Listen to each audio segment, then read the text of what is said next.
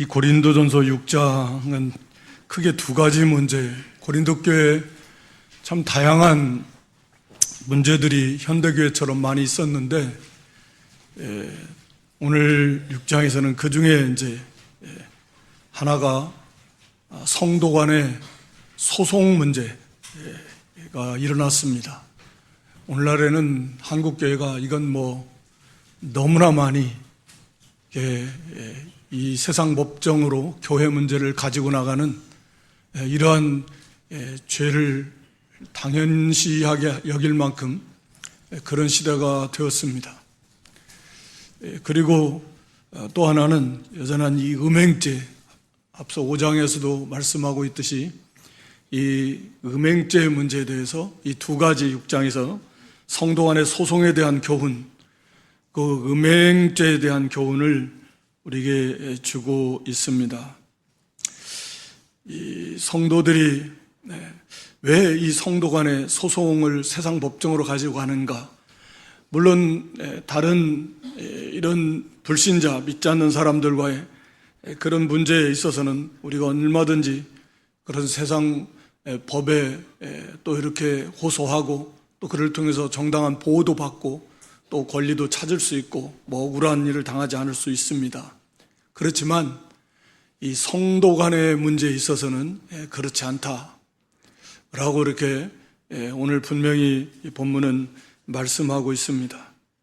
그래서 오늘 사도 바울은 우리 성도가 어떠한 존재인가를 바로 알아야 된다. 지금 그걸 모르기 때문에 사실은 이러한 이 잘못을 저지르고 있다라고 하는 거죠. 그래서 먼저는 성도는 어떠한 존재인가?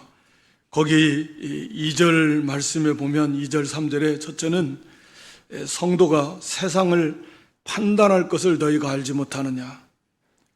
또 3절에 가서는 우리가 천사를 판단할 것을 너희가 알지 못하느냐.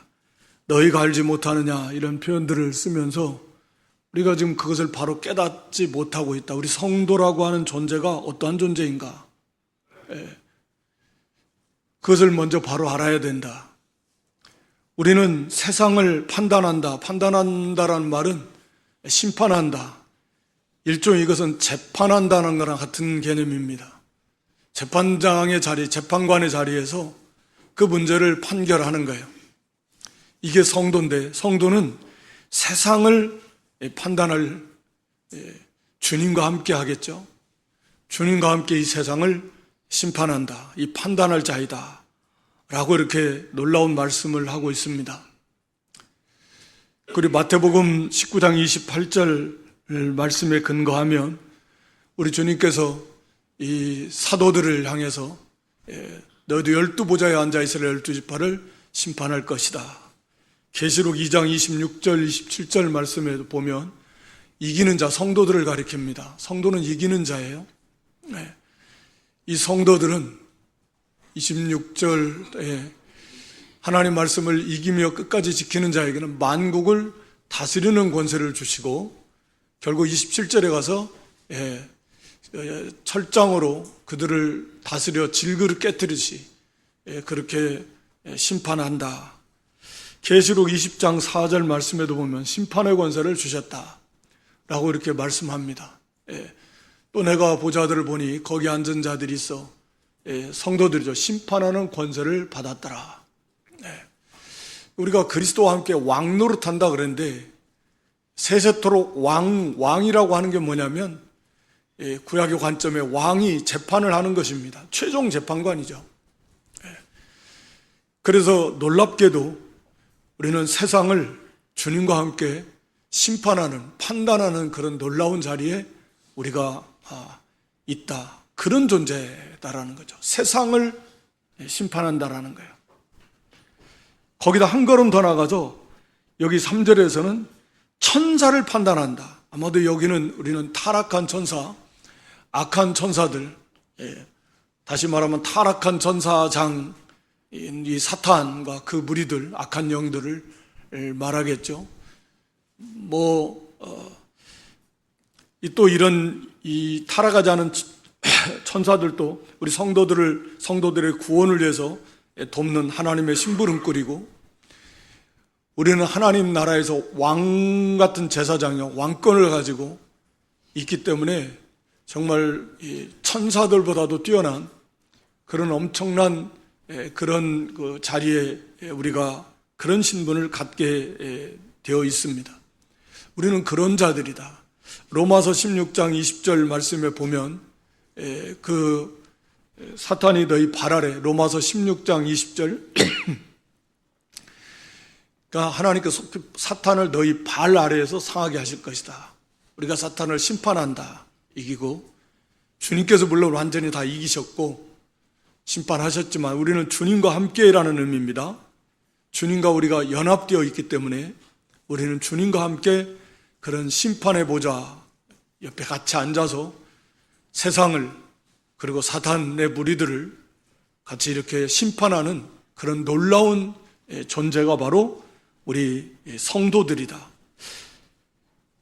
그런데 하물며 이 세상 자체를, 세상의 모든 존재들을 심판하고 믿지 않는 자들을, 그리고 타락한 천사들, 그 능력의 천사들, 타락한 천사들까지도 심판해야 될 그런 심판관에 위치해 있는 성도들이, 아니 이 세상의 지극히 작은 일, 세상 일은 지극히 작은 거예요. 거기 2절 하반절에도 지극히 작은 일, 이거 하나를 판단 못하냐? 세상에 이 물질 문제 대부분 거겠죠. 돈 문제 때문에 그러는 거겠지만 돈 자체가 지극히 작은 것이다. 성경 그렇게 말하고 있는데, 이 작은 거 하나 판단하지 못해가지고 이 문제를 가지고 교회 안에서 해결을 받지 못하고 이걸 가지고 불의한 자들 앞에 가느냐. 1절에 불의한 자들 앞에 간다고 그랬죠. 성도는 의로운 자들이고 세상 재판관은 그들은 믿지 않는 자들이기 때문에 그런 의미에서 불의한 자들이에요. 자, 이게 말이 되냐 이게. 우리가 예를 들어서 재판관들이 뭐 재판정에는 우리가 직접 가본 분도 있고 그렇지 않은 분도 있겠지만, 뭐 재판관들이 배석에서 배석 재판 같이 있다 한 앞에 이 재판을 받는 죄인들이 앞에 있어요. 근데 재판관들끼리 자기들이 의견이 뭐가 안 맞아. 그러니까 재판관들이 자기들끼리 의견이 안 맞으니까 앞에 있는 죄인들에게 자기들 이 문제를 좀 판결을 해 달라고. 이게 이런 건데 좀 당신들이 보기에 당신들이 우리 문제 이것 좀 제대로 좀 판결해 주십시오. 이건 말도 안 되는 일이잖아요. 재판관들이 자기들끼리 뭔가 문제가 있는데 해결을 못 한다고 앞에 죄인들, 자기들이 판단해야 될 죄인들한테 자기들 문제를 좀 판단해 달라고 가서 부탁하는 거나 똑같은 거예요. 성도들의 문제를 세상을 심판할 자들이고 천사들도 심판할 그런 놀라운 그런 존귀한 자들이고 의롭다함을 받은 하늘의 지혜를 가진 사람들이 불의한 자들 앞에서 오히려 심판을 받아야 되는 그런 자들 앞에 가지고 문제를 가지고 가서 우리 이 문제 좀 판단해 주십시오 라고 하는 정말 어처구니 없는 일이다. 지금 사도 바울은 그렇게 말씀하고 있는 거예요. 내가 너희를 부끄럽게 하려고 한 이 말을 쓴다. 이건 얼마나 부끄러운 일이냐. 이 부끄러움을 수치를 느끼지 못하는가. 우리 성도가 세상과 천사를 심판할 그런 놀라운 자리에 있는 사람인데, 그런데 그런 자들 앞에 가서 이 성도 간의 그 지극히 세상 일, 작은 일, 그런 일 하나도 교회 안에서 판결하지 못하고 해결하지 못하고 가지고 나간다. 이건 참 부끄러운 일이다. 그리고 두 번째, 여기 성도는 어떤 존재인가? 이 성도는 전투 중인 영적 공동체라는 것을 알아야 된다는 거예요. 뭐 지식으로 이걸 모르는 사람이 있을까 싶지만, 여기 6절 말씀에 보면 그래요. 형제와 형제로 더불어 서로 고발하고 믿지 않은 자들 앞에서 하는데, 이것은 7절에 가서 보니까 너희가 피차 고발함으로 너희 가운데 이미 뚜렷한 허물이 있다. 이 허물이라는 단어는 이건 패배라는 단어입니다. 헤테마라고 하는 헬라어는 패배, 상대의 대적과의 싸움에서 졌다, 패배했다라는 의미예요. 물론 이 자체가 죄입니다. 그러니까 너희는 이미 패배했다. 그 문제를 세상 법정에 가지고 감으로써 그 이미 너희는 패배한 것이다. 그러니까 우리가 예수를 그리스도로 믿는 그 순간 우리는 예수님과 연합된 그런 생명의 공동체, 그래서 이제 뒤에 가서 나오지만 머리가 그리스도이시고 교회가 몸이다. 성도 한 사람 한 사람은 그 지체와 같다. 포도나무와 가지다. 그러니까 예수님과 성도는 교회죠. 그 예수님과 교회 또 성도는 예수님과 영적으로 연합되어 있다. 연합이라는 개념은 신비한 영적 연합이다. 이렇게 우리가 표현하지만 연합됐다고 해서 뭐 섞이거나 뭐 동화되거나 뭐 그런 건 아닙니다. 예수님과 우리가 섞이고 뭐 동화되고 뭐 그럴 수는 없어요. 그럼에도 예수님과 머리와 몸처럼 완벽하게 연합되어 있는 생명적, 유기적 그런 연합체다. 그래서 더 이상 우리가 예수님을 믿는 그 순간 그 사람은 독립된 개별적 존재가 아닙니다. 이게 참 심각한 문제이기도 한데 너무나 사람들은 이 이기주의, 개인주의에 아주 너무 깊게 물들어 있어서 신앙생활도 항상 개인주의적이에요. 이기적입니다. 그러니까 하나됨의 의미를 너무 몰라요. 그러니까 너무 미숙한 거죠. 그런 면에 있어서. 영적으로 너무 어린 거예요. 그러니까 예수님께서 우리 요한복음 17장에도 대제사장적 기도에서 보면 하나가 돼. 저희들도 우리와 같이 하나가 되게 해달라. 하나하나.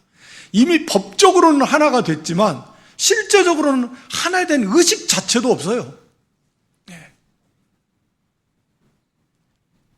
우리 교회 안에서도 벌써 당신은 당신, 나는 나예요. 나, 우리 가족, 그저 나, 우리 가족. 그 다음에 조금 저 범위 넓히면 이제 우리 구역 식구 뭐, 좀 자기 가까운 사람. 근데 그런 너무나 철저하게 개인주의고 이기주의적인 사상에 이걸 깨트리지 못해요. 성경은 계속해서 얼마나 많이 그런 말씀을 우리에게 주고 계시는데 우리는 연합되어 있어서 이 관계 속에서 세워져 가요. 관계 속에서. 관계 속에서. 우리 에베소 2장 13절로 16절 말씀에 이제는 전에 멀리 있던 너희, 즉 과거에 유대인과 이방인은 관계가 너무 멀었죠. 이건 가까워질 수 없는 그런 존재였지만 예수님을 믿음으로 예수님 안에서 가까워졌다. 14절 말씀에도 보면 그래서 이 모든 담을 다 헐어버리시고 15절에 보면 우리가 한 새 사람이 되었다. 우리는 유대인이고 이방인이고 할 것 없이 예수 믿기 전에는 원수처럼 여겼을지 몰라도 그리스도의 피로 이제는 한 피, 우리가 흔히 한 피보다 한 몸이 이렇다 표현하는데 그런 거죠. 그래서 이제는 우리가 한 새 사람이 되었다. 한 사람이에요. 한 사람. 그래서 16절에 보면 그렇게 한 몸, 십자가로 이 둘을 한 몸, 유대인과 이방인, 다시 말하면 그리스도 안에 있는 모든 인류를 말하는 거죠. 우리는 한 새 사람이에요. 한 몸이다. 21절, 22절에 보면 그래서 마치 건물이 서로 연결해서 우리 벽돌, 요즘에는 뭐 벽돌로 안 짓는 경우도 많지만 뭐 마찬가지겠죠. 거기에 한 덩어리가 돼서 시멘트, 뭐 자갈, 모래, 뭐 이런 거 물 합쳐서 한 덩어리에 세워져 가듯이 벽돌 이 연결되어서 하나하나 세워져 가듯이 우리 성도는 그 안에서 서로 연결해서 그렇게 22절에 함께 자라고 세워져 가는 거예요. 이 관계 속에서 내가 이 한 한 몸을 이루고 한 건물을 이루고 있는 하나의 성전이고, 각자가 성전이지만 동시에 성도의 그 연합된 이 교회 자체가 큰 의미에서 성전이, 전 세계적 교회가 그리스도 안에서 우리는 다 연합되어 있고, 그래서 한 몸처럼, 한 건물처럼 세워져 가는 거예요. 그러면서 그게 아름답게 말하자면 모난데는 깨어져 나가야 돼. 거기에 맞아야 될 거 아니에요. 그 삐쭉삐쭉 하면은 그 연결이 어떻게 되겠어요? 그 삐쭉삐쭉한 거 다 깨트려 가지고 서로 연합이 딱 돼야, 그래서 건물을 세워나가듯이 그렇게 만들어져 가는 겁니다. 관계 속에서. 철저하게 이기주의고 개인주의고, 거기에 또 자기만 알고 교만하고 욕심이 많고, 이런 것들이 그렇게 관계를 통해서 섬김도 배우고 인내도 배우고 겸손도 배우고, 그렇게 그런 관계 속에서 세워져서 만들어져 자라나는 것이지, 혼자 하나님과의 관계 속, 개인적인 관계도 중요하지만 그거 가지고는 한계가 있어요. 반드시 하나님과의 개인적인 기도하고 말씀의 은혜를 받으면 그것이 어디에서 그게 이루어지고 나타나야 되냐면 관계 속에서 나타나야 돼요. 관계 속에서. 반드시 그럴 수밖에 없습니다. 근데 거기에서 실패가 되면 못 자라나는 거예요. 그 사람은 항상 그 수준인 거예요. 그러니까 이 하나됨의 의미를 너무 모른다. 함께 세워져 나간다. 우리 에베소 4장 4절로 6절 말씀도 마찬가지입니다. 7가지를 들어서 몸이 하나, 성령도 한 분이시다, 소망도 한 소망이다. 5절에도 보면요, 주님도 한 분이시다, 우리 믿음, 권반 믿음도 하나다, 세례도 하나다, 그리고 하나님 아버지 한 분이시다. 그러니까 우리는 하나일 수밖에 없다. 그래서 한 몸을 가지고 우리가 하나 됨으로써 같은 목표를 향해서 같은 소망을 가지고 같은 길을 걸어가서 그 같은 영광의 나라에 우리가 거기에 같이 도달해서 거기에서 세세토록 하나님의 식구, 하나님의 자녀, 하나님의 권속이라는 건 가족, 식구 아니에요? 같이 상에 둘러앉아서 밥 먹는 사람. 우리는 세세토록 그렇게 하나님의 나라에서 그렇게 살게 될 존재들이다. 하나다라는 거죠. 그러니까 우리는 지금 먼저 하나 되는 것이고, 그 다음에는 싸움에 있다. 싸움, 영적 싸움을 싸우고 있다. 싸우고 있는 거예요. 하나님의 나라를 세워나가고 있는 거예요. 우리는 하나님의 영광을 나타내야 돼요. 우리 에베소 6장 10절로 13절 말씀에 보면 우리가 우리의 대적 사탄의 그와의 싸움에서 우리가 승리하기 위해서 하나님의 전신갑주를 입어라, 말씀하고 있잖아요. 우리가 다 전신갑주를 입고 함께 이 싸움을 싸워나가는 겁니다. 우리 디모데전서 6장 11, 12절에도 보면 믿음의 선한 싸움을 싸우라. 믿음의 선한 싸움을 싸워요. 이 땅에서의 교회는 우리가 흔히 말하는 전투적 교회입니다. 성도들이 다시 말하면 이 땅에서는 선한 싸움을 싸워야 돼요. 사도 바울 자신도 개인적으로 그랬잖아요. 내가 달려갈 길을 마치고 선한 싸움을 싸우고 나의 달려갈 길을 마치고 믿음을 지켰다. 우리 일생을 선을 이루기 위해서는 싸움이 필요합니다. 싸우지 않고는 선을 이룰 수가 없어요. 하나님의 뜻을 순종할 수가 없습니다. 그게 선한 싸움이에요. 혈과 육으로 싸우는 싸움이 아니고 믿음을 지키는 싸움이에요. 반드시 믿음을 지키지 못하게 하는 세력이 이 세상이니까, 그건 가정 안에도 있고 내 안에도 있고 가득합니다. 그러니까 언제나 이 싸움을 싸워야 돼요. 그래야 선을 이루어갈 수 있지, 싸우지 않으면 선을 절대 못 이룹니다. 그래서 믿음의 선한 싸움을 싸우네. 믿음 가지고 이 선을 이루기 위한 싸움을 싸워라. 이걸 알아야 되는 거예요. 우리는 전투 중인 영적인 공동체다. 내가 거기에 속해 있어요. 그러니까 그렇잖아요. 우리가 자기는 얼마나 뭐 이런 욕먹을 일이 없을 것 같아도 교회가, 전체 교회가 공동체인데 그거 가지고 막 싸우고 자기끼리 싸우고 다투고 막 그게 막 유튜브로 생중계가도 되고 막 세상 법정으로 가져가고, 난 어떻게 그런 것을 생중계를 하는지 난 이해가 안 돼요. 집안에서 막 부모님이 다투는데 자식이 막 그걸 유튜브로 생중계하는 거나 똑같아요. 우리 엄마 아빠 싸운다고 보라고 막. 그게 말이나 되는 소리입니까? 그러니까 그런 거는 그냥 가장 기본도 안 돼 있는 거예요. 어떻게 하나님의 백성이 어떻게 그럴 수가 있습니까? 뭐 부족하니까 싸울 수는 있어요. 안 싸워야 되지만. 근데 그걸 막 세상에서 떠벌려서 중계를 해요? 이게 말이 됩니까?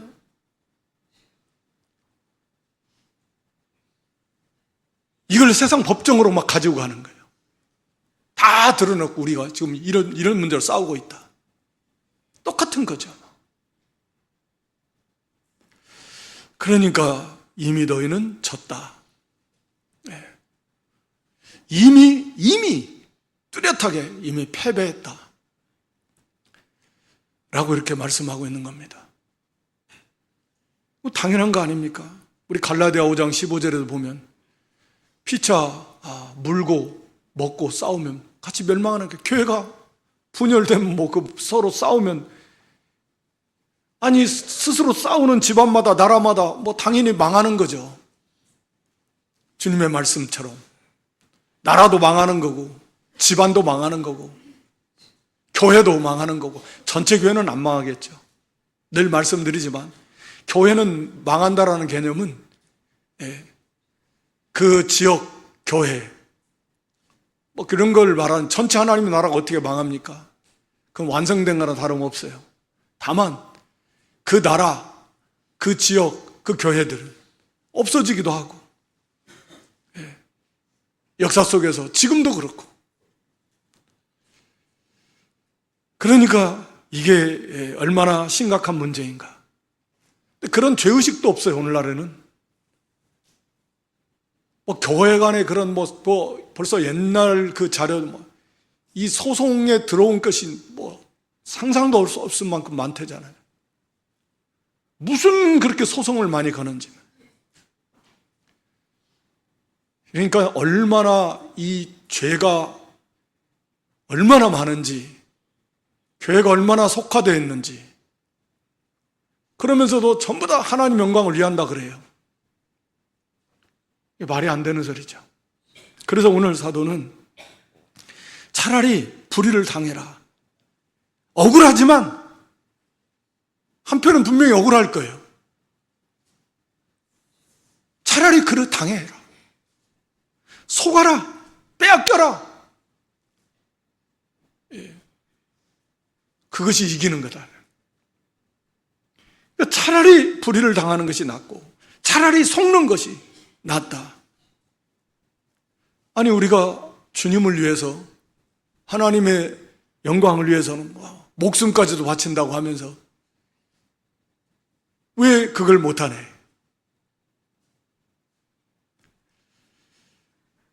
결국 그것은 우리가 삶 속에서 거룩한 삶으로 나타내야 된다라고 하는 진리를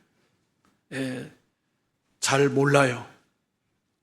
우리가 세상을 판단할 존재다, 이거 잘 모르는 거고, 그래서 재판관이 죄수에게 물어보는 것 같은 어리석은, 의로움다고 함을 받은 자가, 하늘의 지혜를 가진 자가 불의한 자들에게 가서 판결을 해달라고 하는 정말 말도 안 되는 일이 벌어지고 있는 것이고, 우리가 전투 중인 그런 생명의 영적인 공동체, 이 싸움.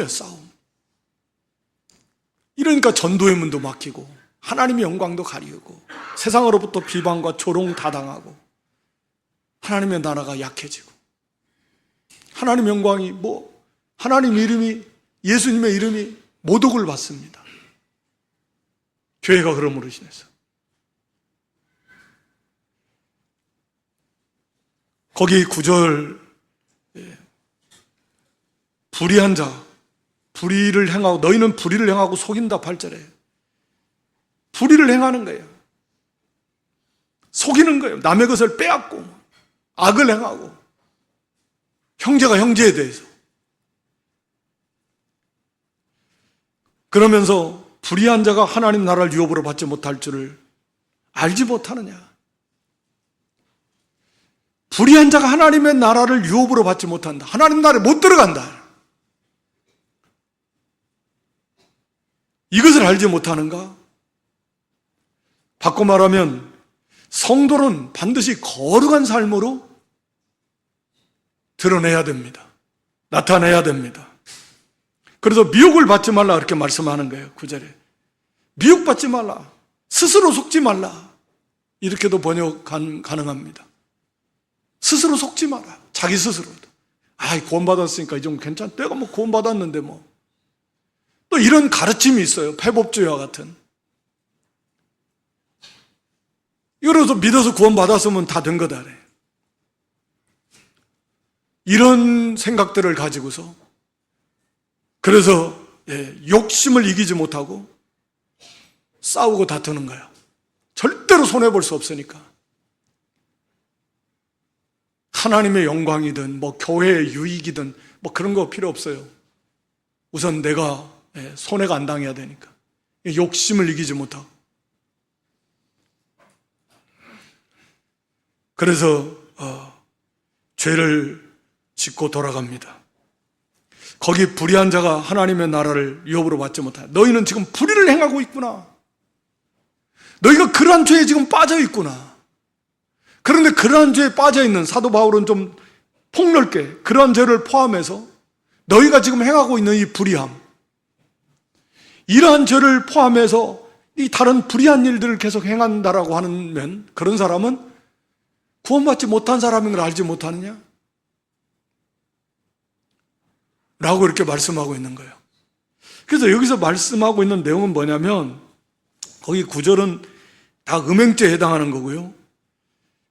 음행, 우상숭배도 우상숭배도 음행. 이건 우상을 숭배하는 과정에서 너무나 자연스럽게 육신의 음행이 제사의식 속에 포함되어 있어서 죄의식도 없이 그렇게 음행하는 거고, 간음하는 거고, 탐색하는 거고, 탐색이나 남색은 다 동성음행죄입니다. 동성음행죄에 대한 표현입니다. 그리고 10절은 남의 것 도적질, 탐욕을 부리는 가는, 욕심을 부려서 남의 것을 빼앗고자 하는 거, 남의 것을 자기 것을 가지려고 하는 사람, 속여서 빼앗는 거, 술 취하는 자, 모욕, 비방하는 자. 그러니까 앞에 이러한 죄는 주로 이런 음행죄, 또 탐욕, 욕심, 물욕과 정욕입니다. 음행죄도 정욕이잖아요. 이건 물질의 욕심이요, 교만이요, 다른 사람 무시하고. 자, 이것을 이기지 못하고 여기에 계속 이런 죄 가운데 빠져 사는 사람, 여기에 이런 사람들은 하나님 나라에 들어가지 못한다라는 말은 성도도 죄를 범할 수는 있지만, 안 범하면 그게 최고로 좋지만, 죄를 범할 수는 있지만 성도는 회개하고 돌이키는 거예요. 그게 성도예요. 자기의 죄를 깨닫고 회개하고 돌이킵니다. 성도들도 이러한 죄 지을 수 있어요. 안 지으면 좋지만. 근데 만에 하나 이런 죄를 지었다면 회개하고 철저하게 다윗처럼 밤마다 울면서, 얼마나 막 울면 침상이 뜨고 시적인 표현이지만 요거를 적시고 회개하면서 그렇게 죄를 지을 수는 있지만 성도는 회개한다. 그런데 이런 자들은 회개의 모습이 없다라는 거예요. 회개의 열매가 없이 계속 그러한 삶을 반복해서 살아가고 있다. 이런 사람들이 무슨 구원받은 사람이냐. 이 탐욕을 부리는 거예요. 남의 것을 취하려고 하는 거, 빼앗으려고 하는 거, 욕심에 눈이 멀어가지고 이런 자들이 있다. 그러니까 이런 거 물질 문제로 가지고 막 싸우고 소송을 거는 거예요. 분명히 한편은 그런 사람일 거라. 뭐 그렇지 않은 경우도 간혹 있을 수는 있지만, 그렇게 욕심에 부리면서 불의를 행하고, 그러니까 한편에서는 그걸 막으려니까 억울하고 분하니까 그래도 차라리 속으라는 거예요. 불의를 당하라는 거예요. 목숨도 내어놓는다면서.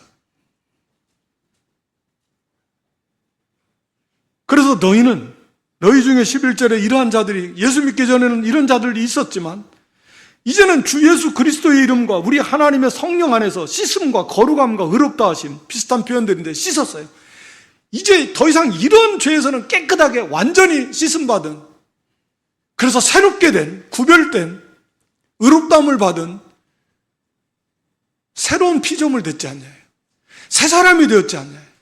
새 생명을 받은 자가 됐지 않냐요. 완전히 새로운 존재가 됐지 않냐요. 그러니까 어떻게 이런 죄에 계속 빠져 있으면 안 되지 않냐요. 이러한 욕심이 들어오고 이러한 죄를 일순 지었다 하더라도 빨리 회개하고 돌이켜야지. 계속 이러한 죄를 짓고 나간다면 그런 사람이 무슨 구원받은 사람이겠냐. 그러니까 우리 성도는 언제나 이런 거룩한 삶으로 성도됨을 나타내야 돼. 열매라고 그랬잖아요. 나 뭐 교회 다니고 뭐 내가 기쁜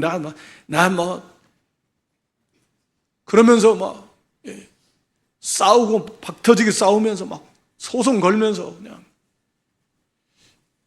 이게 과연 성도의 모습인가? 이 경고의 말씀인 거예요. 불의한 자는 하나님 나라를 유업을 얻지 못한다. 아무리 믿네 해도 그건 열매로서 나타나지 않는 거예요. 이런 불의를 행하면서 무슨 회개하고 돌이키지 않는데.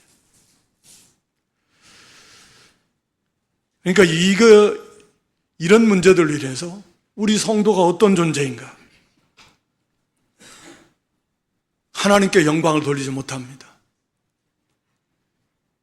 자기 철저하게 개인주의고 이기주의고 욕심에 눈이 멀어가지고 공동체적인 그런 의식도 없고 세상을 판단할 만한 그런 존재라는 것도 모르고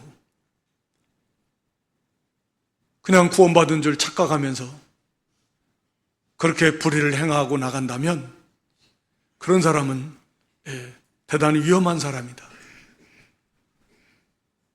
그리고 거기 두 번째 12절 이하에는 음행죄에 대한 교훈입니다. 이 사람들의 관점은 그런 것 같아요. 거기 12절에 모든 것이 내게 가나 모든 것이 유익한 것이 아니다. 소위 아디아포라라고 들어보신 분은 들어보셨겠지만 그 자체는 죄가 아니고 가능한 문제인데 그 문제가 이제 음식 문제 같은 경우. 그런데 그게 이제 이 상황에 따라서 그 자체는 죄의 문제가 아니에요. 먹어도 되고 안 먹어도 되는 문제인데, 그런데 그것이 상황에 따라서 그게 가능한 것도 있고 해서는 안 되는 경우도 있는 거예요.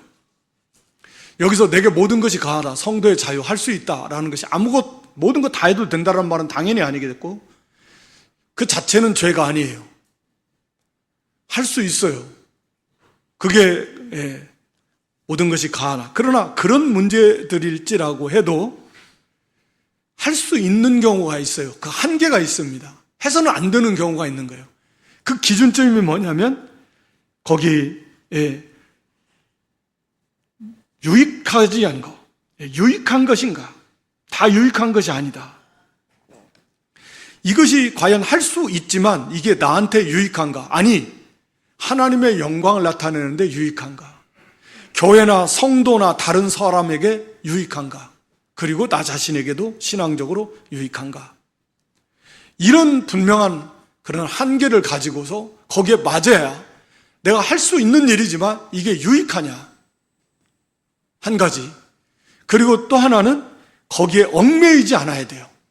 다시 말하면 거기에 빠져서 거기에 지배를 당하면 안 돼요. 쉽게 말하면 자기 취미, 운동, 건전한 취미를 갖는다. 얼마든지 할 수 있지만, 그러나 건전한 취미에 자기가 얽매여 버려서 거기에 지배를 받을 정도 되면 안 되는 거예요. 그래서 그냥 지극히 단순한 그런 취미로서 자기가 잘 다스려서 절제할 수 있어야지, 이제 뭐 거기에 빠져가지고는 이제, 운동은 좋은 거지만 그것을 거기에 자기가 얽매여가지고 이제 거기에 끌려다니면 그러면 안 되는 거잖아요. 그러니까 우리가 할 수 있는 건데, 그런데 그것이 유익한가?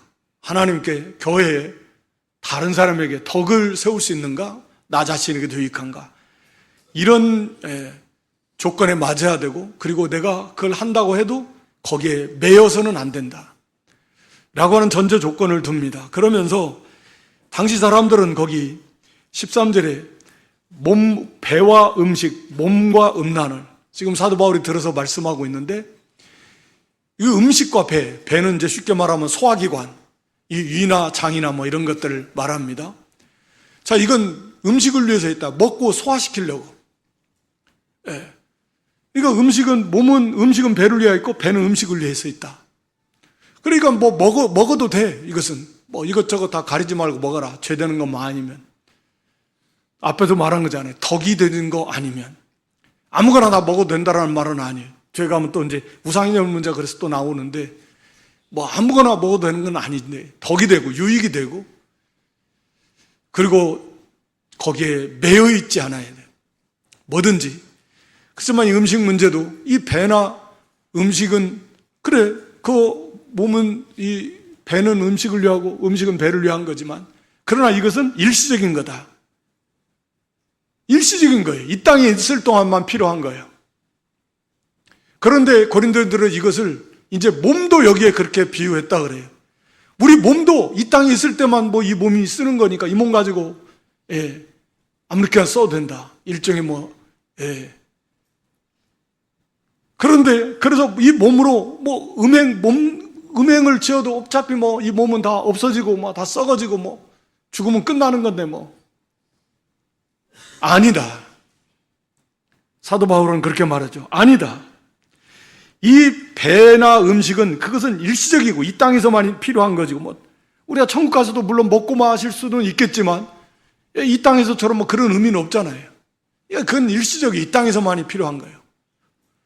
그러나 이 몸은, 이 전체적인 몸은 음란을 위하지 않고 주님을 위하고, 주님은 우리 몸을 위해서 계신다. 다시 말하면 이 몸은 이 몸은 하나님 우리를 구원하실 때 영혼만 구원하셨단 말이에요. 우리 몸도 구원하셨지. 우리 영혼과 몸을 같이 구원하셨지. 우리 영혼만 부활한 게 아니라 우리 몸도 부활을 해야 되잖아. 우리 영혼은 이미 부활했고 예수를 믿는 순간 중생했고, 그리고 이 육신은, 이 몸은 이제 예수님 재림 때 부활하게 될 거예요. 그러니까 이 몸으로 행하는 것은 일시적인 것이 아니고 이 땅에서 끝나는 게 아니에요. 먹고 뭐 소화시키고 하는 그런 게 아니에요. 이것은 이 몸으로 행하는 것은 영원한 것이다. 지금 그걸 말하고 있는 거예요. 이것은 나중에 우리가 부활의 몸을 입게 될 때 그 부활의 영광체에 밀접한 관계가 있는 것이다. 그러니까 이 몸을 함부로 쓰면 안 돼요. 이 몸은 주님을 위한 거고, 주님은 우리 몸을 위해서 이것을 영광의 몸으로 부활시키려고 우리 주님이 십자가를 지시고 부활하셨는데, 그런 몸을 가지고 함부로 쓰면 되겠냐? 그러면서 이어서 이 몸은 그리스도의 지체다. 그리고 이 몸은 성령의 전이다. 그런데 이 몸 가지고 음행죄를 지어서 창기의 지체로 만들겠냐? 이게 말이 되냐? 그리스도의 지체라면, 일종의 그리스도의 몸인데, 그러면 그리스도를 더 비하게 생각하면 그리스도의 지체를 창기의 지체로 만든다는 게 이게 말이 되냐? 이게 음행죄라는 게 성령의 전인데, 이 몸이 그 몸 가지고 음행죄를 지으면 이게 말이 되냐? 왜 음행죄를 지으면 안 되는가 하는 거예요. 이 자유가 아니다, 이것은. 이것은, 이 몸은 주님을 위한 거고, 주님께서 우리 몸의 구원을 위해서, 영혼만 아니라 이 몸의 구원도 주님이 이것을 위해서 이렇게 십자가 지시고 부활하신 거예요. 그래서 우리 몸으로 행한 것이 우리 부활의 제 영광의 그 크기에 다 영향이 간다는 거예요. 그대로 이 몸으로 행한 걸 따라서 심판을 받는다 그랬잖아요. 그래서 이 몸으로 행한다라는 건 전인격적인 것을 말하는 거예요. 이 몸으로 그러면은 선을 행하고 의를 행해야지. 그리스도의 지체이고 성령의 전인데, 그리고 마지막으로 이 몸은 값으로 산 것이 되었다. 20절에 대속. 그리스도의 피로 값주고 사신 이 귀한 몸인데요. 사단의 종, 마귀의 종, 사망의 종에 그 노예했던 우리를 그리스도께서 피 흘려 죽어주심으로 그렇게 존귀하게 우리를 그리스도의 것으로 삼으셨는데, 그걸 생각한다면 이 몸으로 마땅히 전인격적으로 너희 모든 삶을 통해서 하나님께 영광을 돌려야 되지 않겠냐. 우리의 존재 자체가 하나님 영광을 위한 존재입니다. 우리 몸을 통해서, 그래서 이 음행죄를 지으면 안 된다. 얼마나 심각한 끔찍한 죄인가. 우리 몸은 성령의 전입니다. 우리 몸은 그리스도의 지체입니다. 그런데 그 몸을 가지고 음행죄를 지켰는가? 우리 주님이 이 몸의 영광의 부활을 위해서 십자가 지셨는데, 피 흘려 값주고 우리를 사셨는데, 이 몸을 함부로 해서 그렇게 음행죄를 지을 수 있는가? 없다. 그래서 이 몸으로 하나님께 영광을 돌리는 거룩한 삶을 살아야 된다라고 하는 것입니다. 우리가 하나님께 영광을 돌려야 되는데, 오늘 본문에서 성도들 간에 싸우고 다투는 문제를 가지고 세상 법정에 가지고 나가는, 이걸 통해서 우리 성도는 어떤 존재인가? 세상을 판단할 존재이다. 천사들을 또 판단할 그런 존재이다. 주님과 함께. 그런데 이 세상 지극히 작은 일을 가지고 불의한 자들 앞에 나가는가? 재판관들이 죄인 앞에 물어보는가? 말도 안 되는 거죠. 우리는 전투, 영적인 전투 중에 있는 하나된 공동체다. 그런데 자기들끼리 싸우고 찢고 물고, 그러면 그건 멸하지 않겠는가? 하나 된다. 한 몸이다. 함께 세워져 나가는 거다. 그리고 함께 싸우는 거다. 그래서 하나님 영광을 나타내고, 더욱 그래야 힘있게 복음이 전파되고 하나님 나라가 확장이 되어지고 세워지게 되는 거지. 그렇게 안 되니까 그렇게 비난과 조롱과 모욕을 받고 교회가 약해지고, 그럴 바엔 차라리 불의를 당하고 속아라. 그래서 언제나 우리는 거룩한 삶으로 성도됨의 모습을 드러내야 된다. 그걸 항상 기억하면서 어쩌든지 하나님의 영광, 이것이 첫째이고 끝입니다. 오직 하나님의 영광을 위해서 우리의 본분과 사명을 좀 더 온전히 감당하는 저 여러분 모두가 될 수 있기를 주님의 이름으로 축원합니다. 하나님, 우리 아버지, 너희 몸으로 하나님께 영광을 돌리라. 우리가 누구이고 성도가 어떤 존재인가를 다시 한번 깨닫게 해 주시옵소서. 우리는 하나된 그리스도의 몸된 교회예요. 영적 싸움을 싸우는 그런 영적 공동체인 걸 알게 하시고, 우리가 이 싸움에서 승리하도록 우리가 언제나 선한 행실로 거룩한 삶으로 하나님의 영광을 나타내는 저희 모두가 되게 해 주시옵소서. 그리스도의 지체이고 성령의 전인 이 거룩한 몸으로 음행죄에 빠지지 않게 하시고 거룩한 하나님께 영광을 돌리는 그런 복된 믿음들이 되게 해 주시옵소서. 예수님의 이름으로 기도드리옵나이다. 아멘.